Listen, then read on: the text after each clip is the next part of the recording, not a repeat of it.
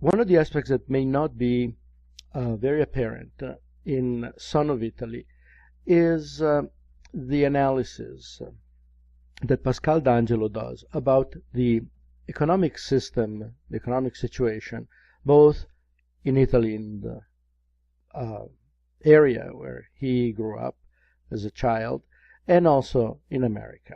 They both are based on exploitation. And he observes them and reports about them with a very sharp eye. He goes to the very bottom of the issue and looks at the substance, how these systems work. He also draws moral, ethical conclusions.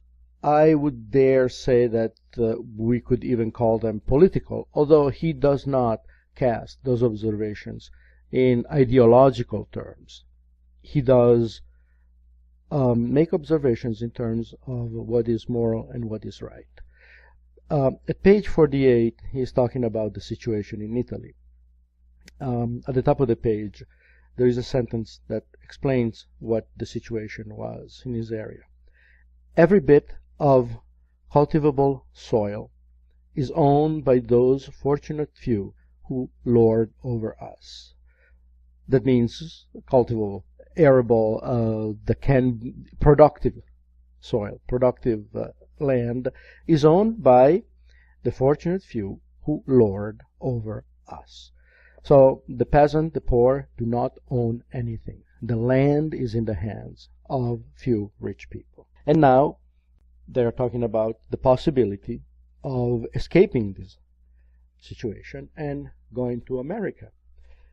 But now there was escape from the rich landowners, from the terrors of drought, from the specter of starvation, in the boundless America, out of which, at times, people returned with fabulous tales and thousands of liras, riches unheard of before among peasants. He keeps on going on and examining the situation, page 49 now, and he talks about, again, the landlords. It is the landowners and the money lenders who are the real vampires among us, not pitiable, demented old women. And he refers, obviously, to the character of the vampire. And now, let's go to America. We are looking at chapter 6 that starts at page 61. He talks about a couple of episodes that happened. And then we go to page 71, the second paragraph. And I don't know how many of you have noticed the beginning, the incipit of this paragraph. 10 pages, right? From 61 to 71. And hear what he says. Our first 4 years in America were a monotonous repetition of laborious days. 10 pages, 4 years. That means that for all the time that he basically doesn't record, there must have been a lot of episodes of stories, and yet the work was repetitious, regardless of where they were and what they were doing. He lists a number of places where they worked toward the bottom of the page, and then at the very end of this list, he says, and many other places where we could find work, always as pick and shovel man. That's what I was able to do, and that is what I work at even now. Despite the fact that he became a published poet and then he wrote an autobiography, his work was still that of a pick and shovel man. It was inside himself, and he says so at the very end of the book as well. Now, here is the observation, bottom of the page, 71. This is the poetic or literary observation that he makes. Who hears the thuds of the pick and the jingling of the shovel? Only the stern-eyed foreman sees me. When night comes, and we all quit work, the thuds of the pick and the jingling of the shovels are heard no more. All my works are lost forever. But if I write a good line of poetry, then when the night comes and I cease writing, my work is not lost. My line is still there. It can be read by you today and by another tomorrow.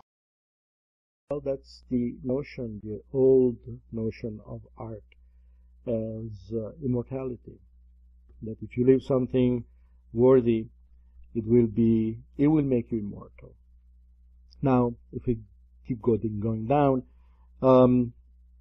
another observation about the nature of the labor that he is doing.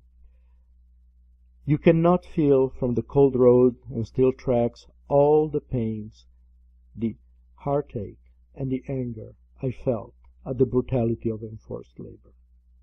Yet we had to live. We laborers had to live. We sell our lives, our youth, our health, and what we got for it? A meager living. So he says, my labor is not going to remain. It's going to be completely lost, because the roads and the steel will not feel the pain that we experienced. But if I put it in writing, if I write poetry about it, that will remain. That pain, the anguish, the brutality of enforced labor will remain. We are now going to jump 30 pages. We go to page 101, where they arrive in West Virginia, and it is an awful place, as we know. Probably the worst of the situations that I have encountered so far. Actually, I'm skipping to page 103, and he talks about the commissary system. Here, it's how he describes it. The commissary system prevails throughout this country. In its most extreme workings, it results in perpetual peonage of the unlucky laborers who get caught. Usually the lure is high wages and free transportation to some distant locality. My own uncle, Giuseppe D'Angelo, was attracted to a place in Florida where he was held 8 months before he was able to effect an escape. The food they gave him was vile, and the living conditions were unspeakable.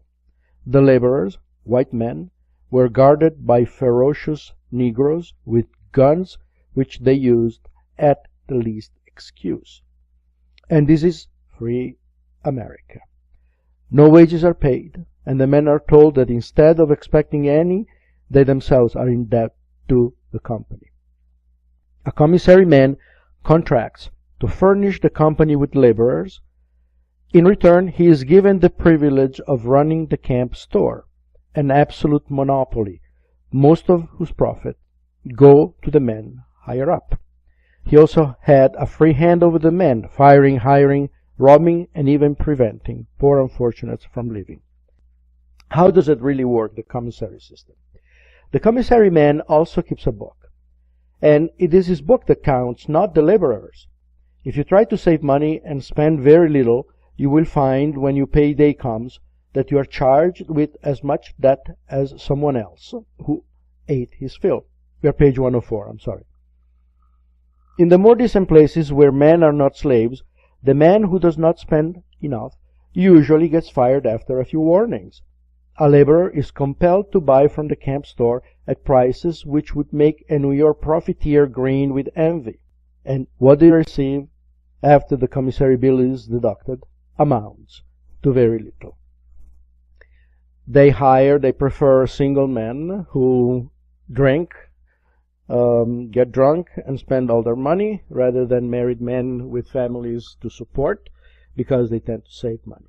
Now, this system, the commissary system, to an extent still exists in some places in West Virginia, in eastern Kentucky, in southern Pennsylvania, Ohio, the so-called coal country. There are the company towns. A mine, normally coal mine, is owned by a company. The company puts up buildings, houses, whatever you want to call them, for the workers. But everything in town is owned by the company itself. If you go to the store is owned by the company. So whatever money you receive, you give it back. High prices, of course, because there is very little possibility of, quote-unquote, escaping. Although people have cars, which they buy from the used car dealers, which is owned by dealership that is owned by the company. Or if they have enough money for the gasoline, well, the gas station is owned again by the same company.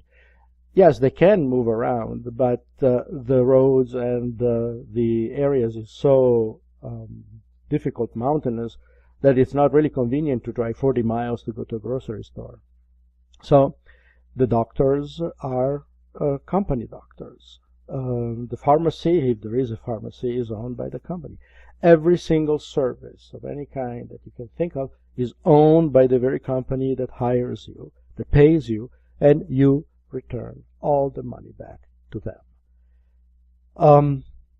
In some places, I don't know if it is still in existence, but in some places, I know that they didn't even use American currency. They used their own vouchers. The company gave vouchers that people would only be able to spend in the local stores that were owned by the company. I also would like you to do a really little research about slavery, contemporary slavery, in the orange groves in Florida. It is still going on. I remember reading not long ago about that. And forced labor, peonage, slavery system. There are situations that are still present to this very day.